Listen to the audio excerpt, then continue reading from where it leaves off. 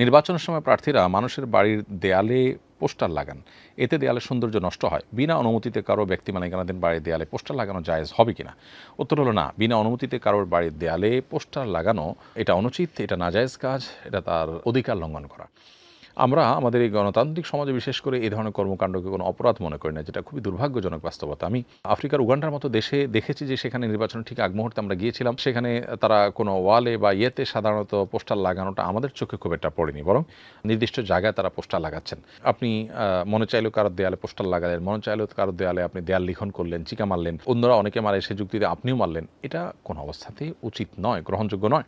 যারা মানুষের সেবা করতে চান তারা যদি মানুষের অধিকার নষ্ট করে সেবা করার ওই চেয়ার পর্যন্ত যান, তাহলে সেখানে গিয়ে তিনি কি করবেন, যার ভিতরে এই চেতনাটা কাজ করে না। এজন্য এটা কোনো দায়িত্বশীল মানুষদের কাজ না।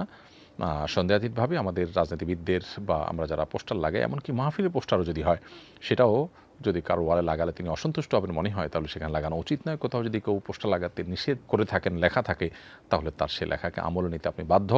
না হলে আপনি তার অধিকার লঙ্ঘন করেছেন এবং আল্লাহর কাছে এর জন্য জবাবদিহি করতে হবে। আজকাল হয়তো এ ধরনের বিষয়ের জন্য আপনাকে জবাবদিহির মুখোমুখি হতে হচ্ছে না, কিয়ামতের ময়দানে আপনাকে ঠিকই জবাবদিহির মুখোমুখি হতে হবে। এখন বিষয়টা ছোট মনে হতে পারে, অথচ আল্লাহর কাছে সেটা অনেক বড় বিষয়ে পরিণত হতে পারে কিয়ামতের দিন।